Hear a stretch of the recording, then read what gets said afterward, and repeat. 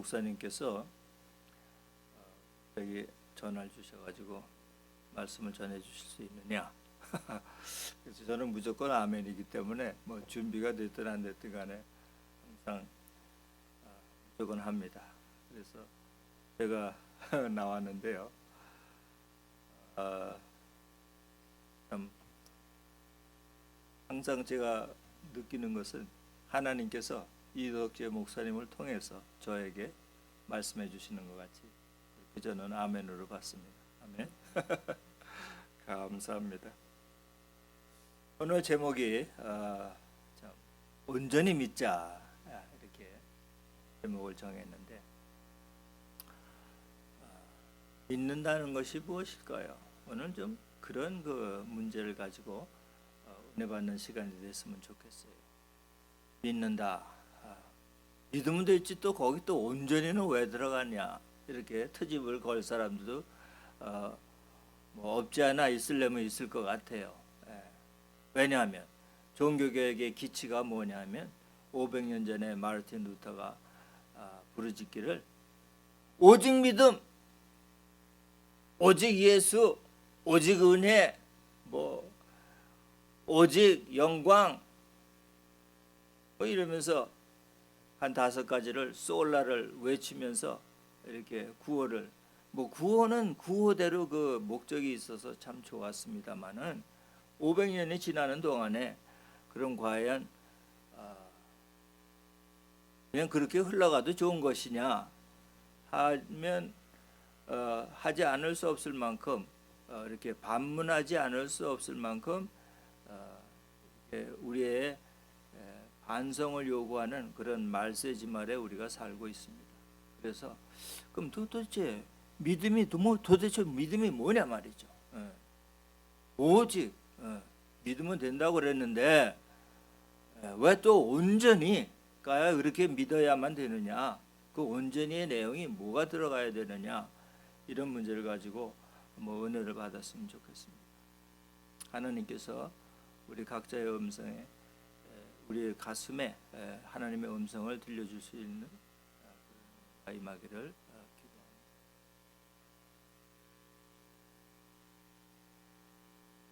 오늘 12장 2절 말씀에 믿음의 주요 온전케 하시는 이인 예수를 바라보자. 저는 그 앞에 있는 즐거움을 위하여 십자가를 참으사 부끄러움을 개의치 아니하시더니 하나님 보좌 우편에 앉으셨느니라 그랬습니다. 우리 다 같이 한번 합독해 볼까요? 시작. 믿음의 주요 또 온전케 하시는 이인 예수를 바라보자. 저는 그 앞에 있는 즐거움을 위하여 십자가를 참으사 부끄러움을 개의치 아니하시더니 하나님 보좌 우편에 앉으셨느니라 그랬습니다. 우리가 무엇을 믿어야 될까요? 예수를 믿는 거 맞죠? 예수를 바라보라 그랬으니까. 근데 그 예수님이 무엇을 하셨느냐? 부끄러움을 개의치 아니하셨다 그랬습니다. 뭘 부끄러움을 개의치 아니하셨다는 말씀이었을까요? 여러분 궁금하지 않습니까? 뭐가 부끄럽지 않다는 말씀이었을까요? 우리 히브리서에는 말이죠. 굉장히 어려운 말씀들이 많습니다. 그래서 종교개혁 시절 500년 전만 하더라도 사람들이 배운 게 없고 단순했기 때문에 그저 로마서 정도 갈라디아서 정도만 가지고 종교개혁을 일으킨 거나 마찬가지예요. 그래서 그 뒷부분에 있는 책들 히브리서, 야고보서, 베드로 전후서, 요한 1, 2, 3서, 유다서, 이런 요한계시록 이런 거 별로 중요시하게 생각을 안 했어요. 그냥 오직 믿음, 오직 예수, 그거 구원받으면 됐다. 한번 구원받으면 영원하다. 확실히 믿어라. 거기에 공로를 천주교가 가르치는 것처럼 공로를 세워가지고 헌금을 많이 해라, 뭘 많이 해, 선행을 많이 해라, 성례전을 7가지나 만들어가지고 그걸 잘 지켜야 구원받는다. 이런 식으로 믿지 말자. 그건 참 좋은 뜻이었죠. 그렇죠? 좋은 뜻이었어요. 다 그냥 지저분한 거 다 떨고 버리고 오직 예수만 믿고 오직 믿기만 하고 오직 은혜로 구원받고 이렇게 나가자. 구호를 외치는 거 참 좋았습니다. 근데 구호 가지고 이 세상이 변화가 됐나요? 안 됐나요? 이 세상은커녕 우리의 죄악된 마음, 심령이 전혀 변하지를 않고 점점 더 사악해지는 거 있죠. 그런 세상을 지금 우리가 살고 있을 때 우리가 정말로 귀 기울이고 깊이 연구해야 할 책이 바로 히브리서입니다. 로마서까지 이렇게 공부하고 갈라디아서까지 공부하고 오직 믿음으로만 구원받는다 하고 딱 머릿속에 주입해 놨던 그 단순한 생각 가지고는 히브리서를 읽을 때, 야고보서를 읽을 때, 또 그 요한계시록을 읽을 때 막 신앙이 흔들리기 시작하는 겁니다. 이게 도대체 무슨 소리냐 말이지. 돈 받는 데는 소리냐, 못 받는 데는 소리냐. 그래서 이 히브리서를 읽을 때는 시험 들기 쉬워요. 근데 그 시험 드는 그 주된 요인이 무언가를 잘 모르기 때문에, 무언가를 잘 모르는 그 부분을 오늘 알게 되는, 깨닫는 은혜의 눈이 떠지기를 축원합니다. 그걸 가르쳐주는 열쇠처럼, 여는 열쇠처럼 보여주는 챕터가, 그 장이 히브리서 2장입니다. 2장에 다 나와 있어요. 2장에 그 문제점이 다 나와 있고, 히브리서는 어느 일부분만 딱 읽고 그거 가지고 말꼬리 붙들고 늘어질 생각하면 절대 안 되는 책이에요. 13장까지 끝까지 다 읽어봐야 돼요. 그래야만 그 해답이 나오는 것입니다. 그래야 온전히 믿게 되는 것입니다. 히브리서 2장 한번 같이 읽어보겠습니다.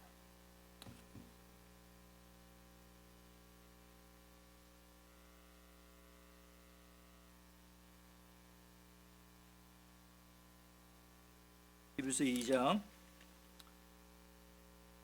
1, 2, 3, 4, 5절 뭐 이런 거는 다 문제점을 제기하는 거예요. 그렇게 믿어가지고 되겠느냐, 구원받겠느냐 그 소리예요.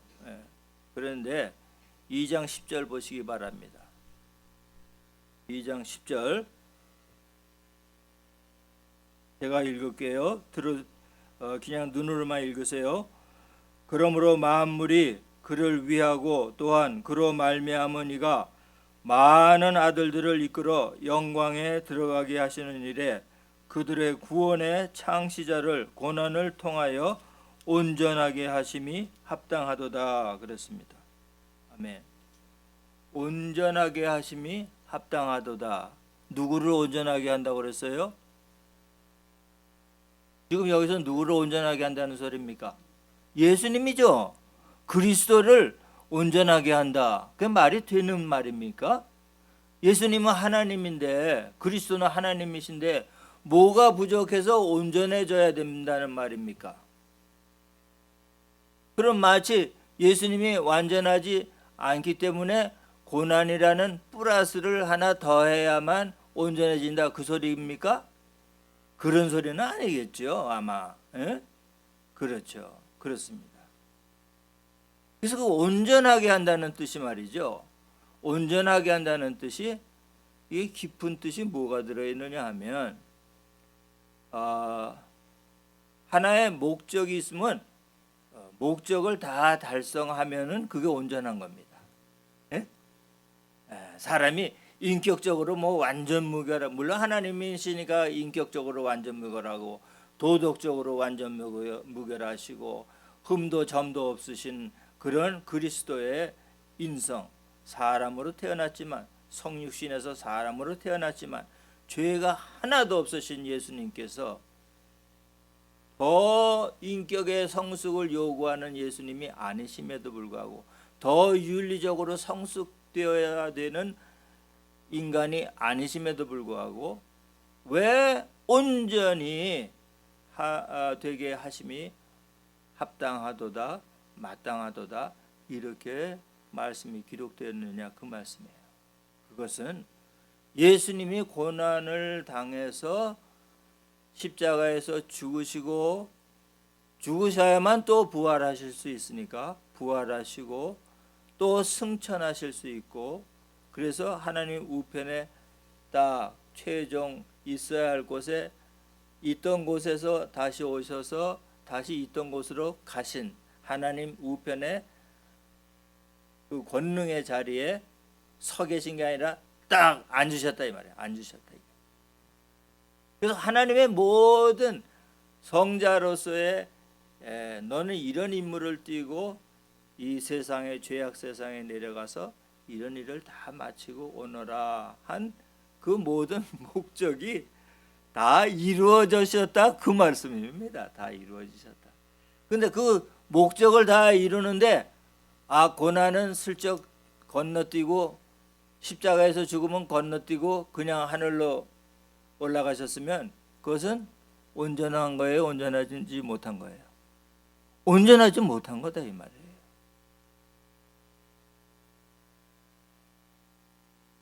하루 세 끼를 다 먹어야지 하루 다 먹은 거지, 두 끼만 먹고 한 끼를 빼버리면은 세 끼 다 먹은 건 아니잖아요. 그렇죠? 온전히 다 먹은 건 아니죠. 그런 뜻에서 온전하다는 그 해야 할 일을 건너뛸 수 없는 그 해야 할 일을까지 다 남김없이 다 했다 하셨다. 그래서 온전하게 하심이 고난을 통해서 온전하게 하심이 마땅하도다 이렇게 선포한 겁니다. 그래서 우리가 믿는다고 할 때 믿는다고 할 때 믿기만 하면 천국 가는 거 아닙니까? 이거 곤란한 거예요. 네? 믿어서 하나님의 친백성으로 삼으시고 더더군다나 이 2장에서 분명하게 선포하신 것처럼 우리를 예수님의 형제라고 불러주시고, 예수님이 그렇게 불러주시는데 하나도 부끄럽게 생각 안 했다는 거예요. 예? 우리 이렇게 좀 모자란 사람들인데, 이렇게 좀 사악한 사람들인데, 못된 사람들인데, 심성도 고약하고 말버릇도 고약하고 때로는 행동까지 고약해요.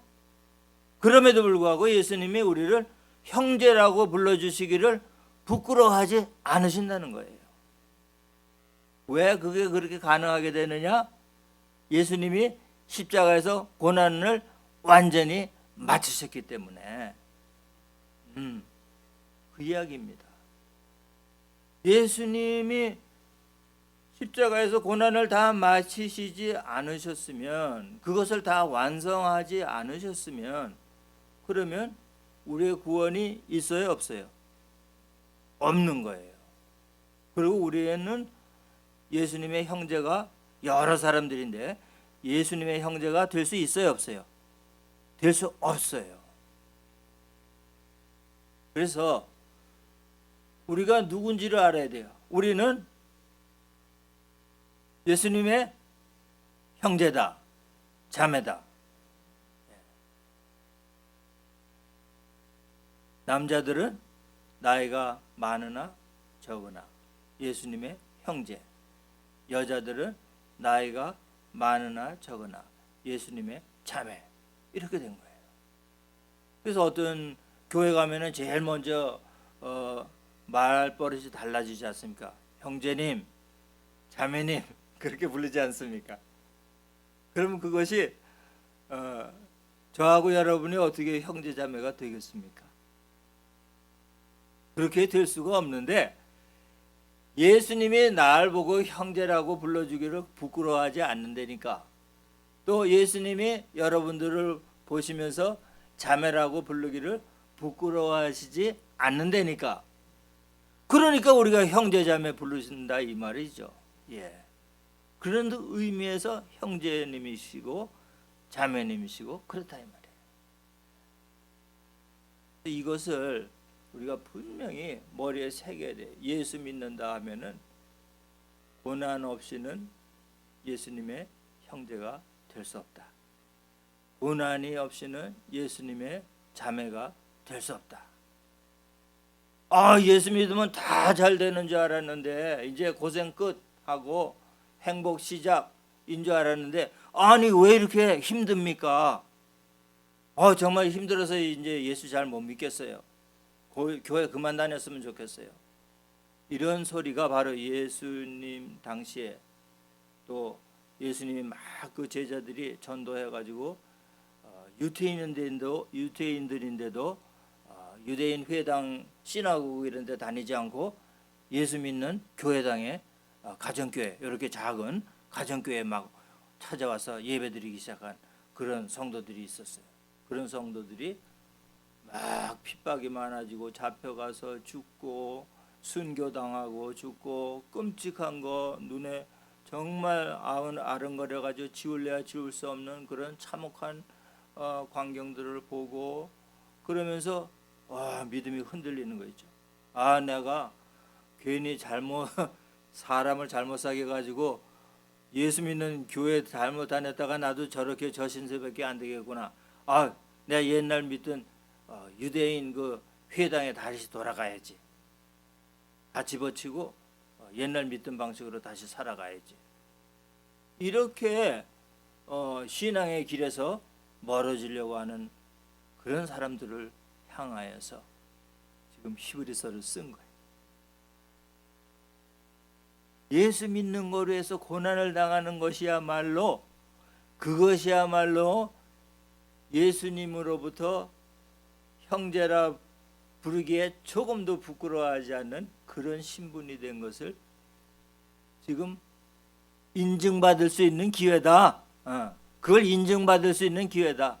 그 기회를 기쁨으로 받아들이고 앞으로 나아가야지 뒤로 물러서면 안 된다. 다시 옛날 방식으로 돌아가서는 안 된다 하고 쓴 책이 히브리서입니다. 그런 책이 야고보서고 유다서고 요한계시록이고 다 그런 겁니다.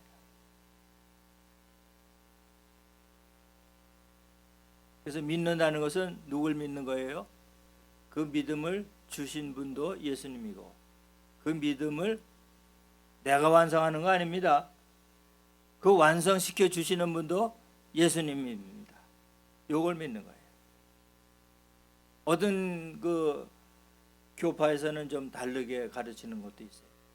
사람이 거룩해져야지, 예수를 믿었으면 거룩해져야지, 성결해져야지, 성화를 이루어야지, 영광을 위해서 살아야지 하면서 마치 인간이 그것을 할 수 있는 것처럼 그렇게 그 할 수 있다는 쪽에다 그 방점을 둬 가지고 강조를 하는 그런 교파도 있습니다만은 우리 원래 정통 그 개신교회 정통 그 신학에서는 그것이 아닙니다.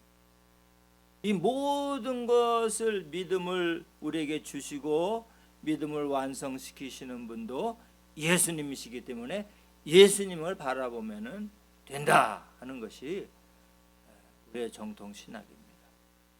마치 이렇게 보면 됩니다. 태양광 전지가 지붕에 이렇게 있으면은 그 태양광 전지에 태양이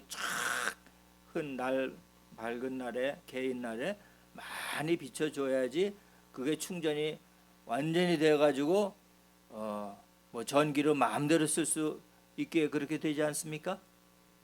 그런 것처럼 우리가 우리 힘으로 하려고 하면은 태양을 가린 거나 마찬가지예요. 응? 우리가 우리 힘으로 뭔가를 막 열심히 이것도 하고 저것도 해야지 뭐 분주하게 막 이러다 보면은 우리의 눈에 뭐가 많이 들어와요?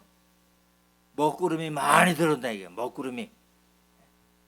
그 먹구름이 많이 들어오면 태양열을 충분히 받을 수가 있어요, 없어요? 그게 작동이 안 된다 이게. 작동이 안 돼. 그 예수 그리스도를 자꾸 바라봐야만 문제가 있을 때만 예수님을 바라봐야만 그 믿음의 창시자고 완성자이신 예수님을 자꾸 바라봐야만 태양열을 충분히 이 흡수해 가지고 내 영적인 배터리가 아주 힘차게 오랫동안 날이 흐려도 견딜 수 있게 이렇게 작동이 되기 시작한다 이 말이죠. 그런 원리예요.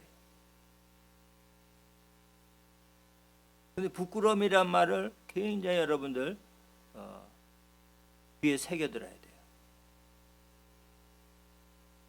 이 부끄러움이 얼마나 중요한 거냐면 이런 예화가 있어요. 하늘에 이제 미국에서는 소련이나 이런 적성국가, 중공이나 적성국가를 상대로 첩보기를 띄우거든요. 그러면 보통 비행기 날아다니는 그런 높은 하늘이 아니라 아주 그냥 인공위성이 막 다니는 그런 높은 하늘에 고공으로 날아다니는 초음속 그 제트기가 있어요.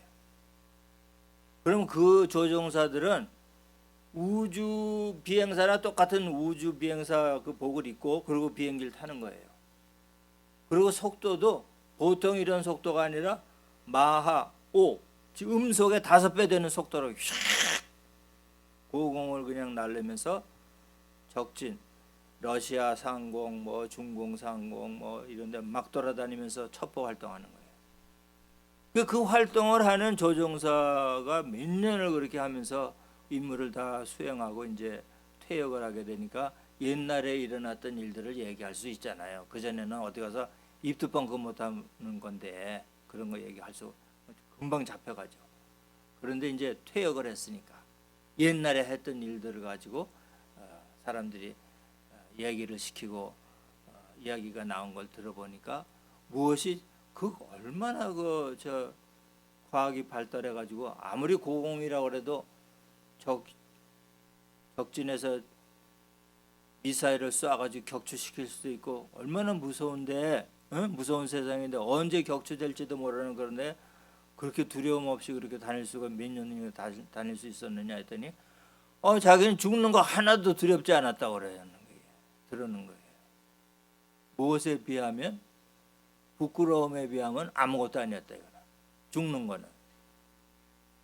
그 뭐가 그렇게 부끄러웠느냐? 그거는 자기가 고공을 그렇게 높이 돌아다닐 때 여기 사령탑에서는 자기의 일거수일투족을 다 본다는 거예요. 그래서 뭐 아닌 말로 무슨 소리 끼워도 다 안다는 거예요. 그러니까 자기의 모든 시간이 자기 혼자만의 시간인 것 같은데 그게 아니라 이 사령탑에서 완전히 샅샅이 처음부터 끝까지 비행기 올라가서 떨어질 때까지 지상에 착륙할 때까지 다 감시를 당하니까 조종당하고 그게 제일 두려웠다는 거예요. 내가 정말 엉터리 없는 실수를 저질른다든지 바보 같은 모습으로 비춰질까 봐. 그것이 제일 부끄러움이 제일 큰 문제였다는 거예요. 그래서 사실 그렇습니다. 우리가 신앙생활할 때도 너 그러다 보면 지옥 가 이 사람아 하면 지옥이 하나도 안 무서워요. 그런데 그것이 많잖아요. 공개된다 이거는. 활동사진처럼. 그래서 요즘에 SNS에 막 돌아다녀. 사생활이. 그럼 얼마나 속상하고 얼마나 두렵습니까? 바로 이런 믿음 생활이라고 하는 것은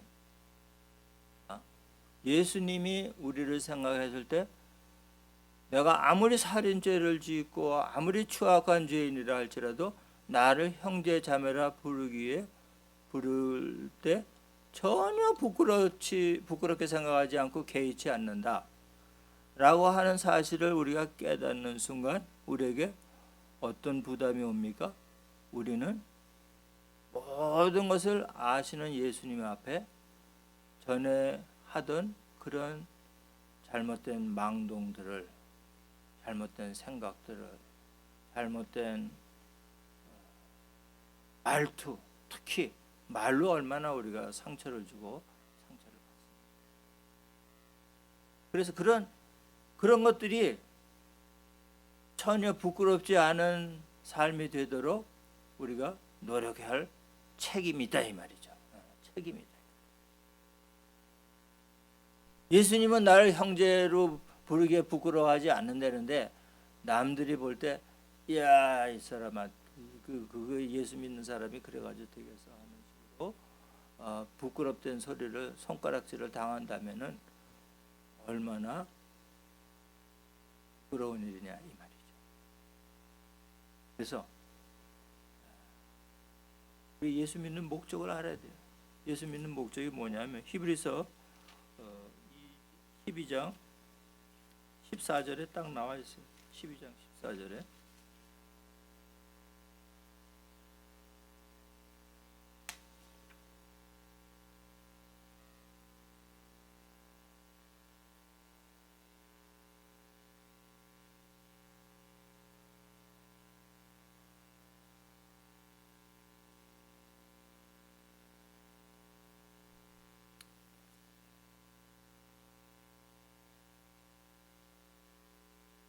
(12장 14절) 다 찾으셨어요? 모든 사람으로 더불어 화평함과 거룩함을 쫓으라.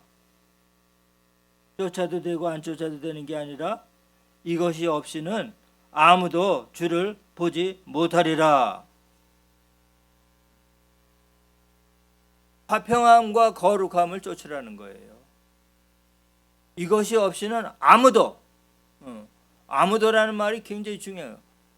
어느 누구도 이것이 없이는 예수님을, 하나님을, 성령님을 볼 수 없다 이 말이에요. 근데 우리가 기회가 있을 때 이 땅에 살아가는 동안에 성령님을 우리에게 주시죠. 그래서 성령님께서 뭐라고 우리에게 책망을 하세요? 성령을 근심케 하지 말라. 성령을 근심케 하지 말라. 성령을 회방하지 말라. 성령의 하나님의 역사를 참남된 말로 마귀의 역사로 돌리고 이렇게 하지 말라는 거예요. 그래서 이런 일들을 우리가 귀담아 듣지 않고 되풀이해서 계속 할 경우에 우리는 이 땅에서도 하나님의 얼굴을 볼 수 없을 뿐더러 우리가 죽었을 때 저 하늘에 갈 때에도 자칫 하나님의 얼굴을 볼 수 없다. 그건 뭐예요? 지옥 간다는 소리예요.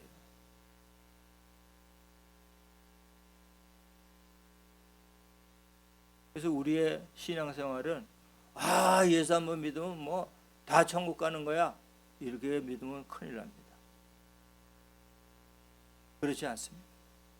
히브리서가 1장에서 13장까지 계속 강조하는 경고하고 또 경고하는 그 말씀들이 굉장히 많아요. 우리가 딱 시험 들기 좋은 말씀들이 너무나 많아요.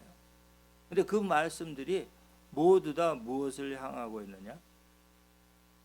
신앙은 예수님이 시작하신 것이고 예수님이 완성하시는 분이시기 때문에 예수님만 바라봐라. 예수님만 바라본다는 사람은 그 고난을 기뻐할 수밖에 없다. 왜? 그것이야말로 예수님의 형제된 인증을 받는 절호의 찬스이기 때문에 그것을 우리는 기뻐하면서 고난을 감내하면서 믿음의 길을 끝까지 가게 된다.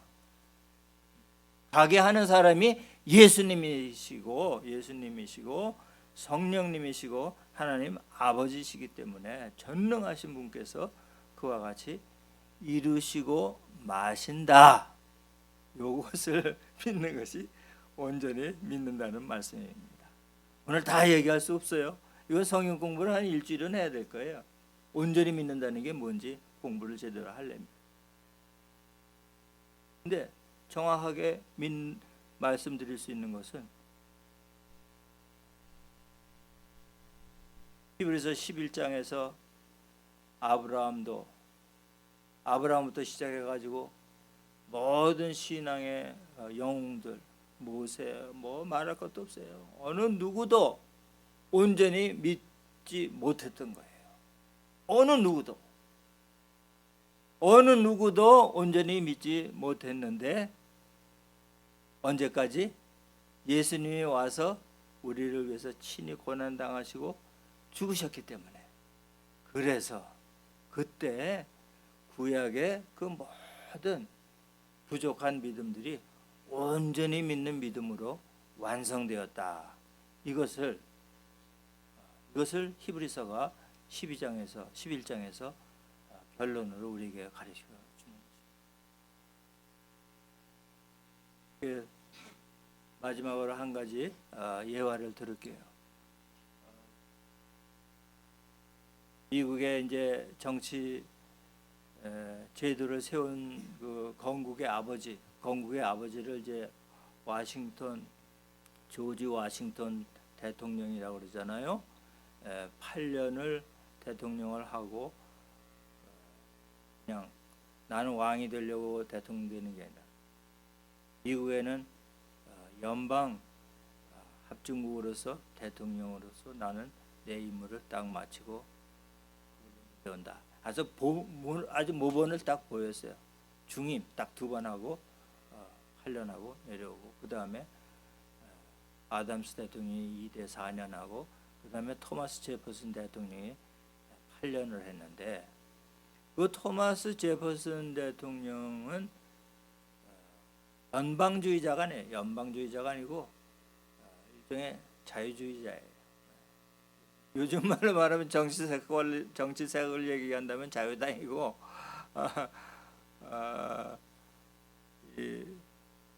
다른 그 아론 벌하고 제퍼슨 밑에서 이렇게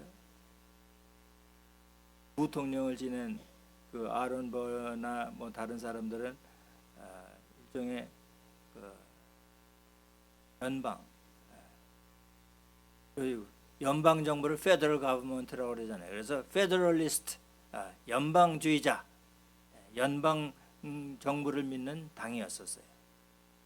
그래가지고 거기서 이제 개인의 뭐 정적일 뿐만 아니라 또 여러 가지 뭐 그런 정치적인 정적도 되고, 웬만하면 대통령까지도 될 수 있었던 사람인데 부통령밖에 못하고 마친 사람이 아론 버라고 하는 사람이 있었는데, 그 사람이 굉장히 유명한 사람이에요. 미국 정치사에서는. 왜 유명하냐? 우선 조나단 에드워드라고 하는 회중교회 목사님으로 미국 부흥운동을 이끌었던 청교도 시대의 그 대부흥 각성운동의 지도자가 있었습니다. 그분의 자손들이 다 잘 됐어요. 그래서 예수 믿는 사람들로 뭐 그런 그 주의 종들로서도 잘 된 것뿐만 아니라 뭐 대학교 총장, 교수, 뭐 대통령, 부통령 뭐 이런 정부의 강요들로서도 뭐 많이 나왔어요. 근데 그 조나단 에드워드 목사님의 손주가 바로 이 에런 버라고 하는 부통령이었거든요. 그 에런 버가 대통령도 못 되고 하나님의 사람으로 참 큰 칭송도 못 받고 조나단 에드워드 할아버지의 그런 위협도 계승하지 못하고 오명을 뒤집어 쓴 이유는 결투를 벌였기 때문에 그래요. 결투. 정적 그 해밀턴이라는 정적이 페더럴리스트였는데 유명한 사람이었는데 발을 못 이겨서 권총 결투를 했어요.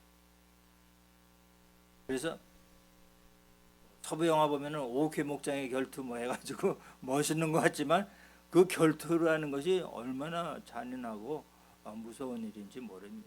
그래서 그 결투를 벌인 결과 그 해밀턴을 쐈는데 그 총알이 해밀턴의 척추를 뚫고 지나가는 바람에 그 해밀턴이 그 자리에서 땅에 넘어지고, 이 에런 버는 총알을 안 맞았어요. 살았어요. 그러면 웬만하면 자기가 쓰러진 상대니까 가서 이렇게 걱정이 되는 표시라도 좀 보여줘야 됐는데 그냥 가서 조롱하듯이 씩 웃고 지나가 버렸어요.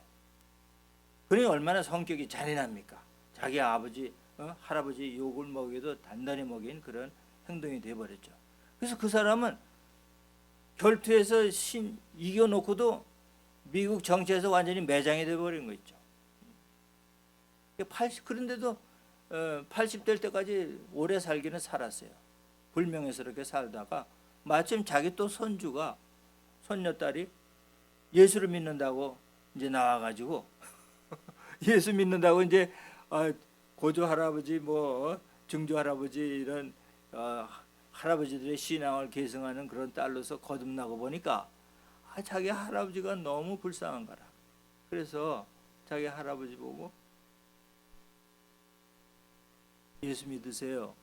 그랬더니 씩 웃으면서 내가 젊었을 때 나도 예수 믿는 그런 부흥 집회에 참석했다가 바깥으로 나와서 하늘을 쳐다보면서 밤하늘의 그 많은 별들을 보면서 하나님께 내가 얘기한 게 있다. 하나님이 나를 그냥 바다하지 않으면 나도 하나님 바다 안 하겠습니다. 그러고 내가 일생 동안 살아왔는데 내가 이제 와서 하나님을 바다할 수 있겠냐? 미안하다. 그러고 예수님을 안 믿었어요. 바로 이와 같은 사람들이 똑같은 어머니 뱃속에서 나왔지만 하나는 야곱이 됐습니다. 하나는 에서가 됐습니다. 그 형제라고 부를 수 있습니까? 없습니까? 쌍둥이 형제라도 형제가 아니에요. 예? 완전히 사상이 달라졌기 때문에 하나는 인생의 향락과 쾌락을 쫓아서 자기 인생을 화랑방탕하게 하나님을 떠난 인생이 되어버렸고, 하나는 그냥 어떻게 해서든지 구원을 놓치지 않으려고 울며 불며 하나님께 매달렸기 때문에 야곱, 이스라엘이라는 아주 이스라엘의 정체성을, 민족의 정체성을 세우는 위대한 이름을 얻게 된 겁니다. 어떻습니까? 성경에서는 그런 에서와 같은 망령된 행동을 한 것을 뭐라고 그러냐면 음란하다고 얘기합니다. 에서가 무슨 뭐 첩질을 해서 음란한 게 아니에요. 이 세상 쾌락을 따라갔기 때문에 음란하다고 한 것입니다. 그리고 신명기 29장에서는 그것을 독초와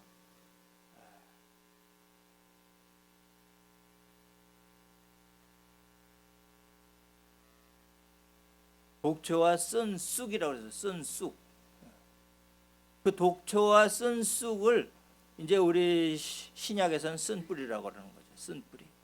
그래서 이제 뭐 사람이 상처받아 가지고 제대로 치유가 안 된 걸 우리는 흔히 쓴 뿌리라고 그러는데, 이 성경에서 히브리서에서 말하는 쓴 뿌리는 망령된 길로 간 거예요. 예수처럼 온전히 믿는 믿음을 버린 거죠.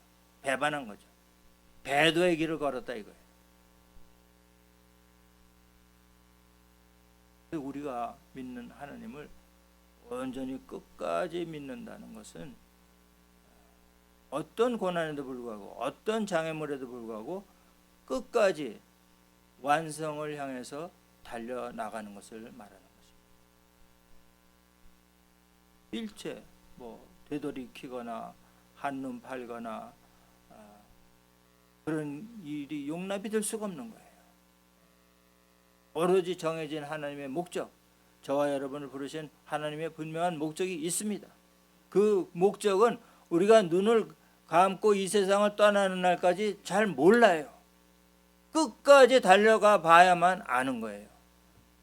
근데 그 끝까지 달려가는 그 길 중에서 우리가 확인될 수 있는 것은 고난이 있으면 그건 진짜가 맞네 하고 우리가 인증샷을 참 이렇게 올리듯이 기쁨으로 말이지, 기쁨으로 이걸로 예수님의 형제된 거 자매된 거 맞네 하면서 우리가 더욱더 믿음의 상을 향해서 달려나가는 그런 저와 여러분의 믿음이 될 수 있기를 주 예수 그리스도의 이름으로 축복합니다. 기도하시겠습니다. 사랑의 주님, 우리의 인생의 끝은 천국입니다. 그러나 그것이 아무 고난도 없이, 아무런 징계도 없이, 아무런 부끄러움도 없이 수치와 능멸과 모욕도 없이 되어지는 일은 아니라는 것을 오늘 히브리서를 통해서 배우게 하신 하나님 감사합니다. 이 말씀으로 늘 예수 그리스도를 바라볼 때 태양광의 전지가 충만히 충전이 될 수 있는 것처럼 우리의 신앙도 완전 무결하게 충전될 수 있도록 하나님 역사하여 주시옵소서. 은혜의 빛을 비춰 주실 줄 믿사옵고 예수님의 이름으로 감사하고 축복기도하옵나이다.